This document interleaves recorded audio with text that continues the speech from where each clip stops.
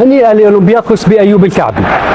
سبب رئيسي بأن يصل الفريق إلى نهائي هذه البطولة رغم أن يواجه أحد المرشحين الذي أخرج أكس واحد أفضل الفرق في هذا الموسم، المركز الرابع في الدوري الإنجليزي، ولكن مع تواجد أيوب الكعبي أي فرصة تقريبا تعتبر حاسمة سيسجلها بكل تأكيد. أفضل موسم لأيوب الكعبي منذ بداية مسيرته الاحترافية، 33 هدف في جميع المسابقات في بطولة الدوري الأوروبي أو دوري المؤتمر الأوروبي، من أصل 9 مباريات سجل 10.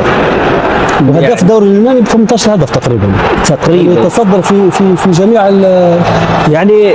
Ayoub El Kaabi, the hero for Olympiacos in the first leg with 2 goals. He's got 5 over the 2 legs in that one. Villa are out and Olympiacos will play Fiorentina in the final.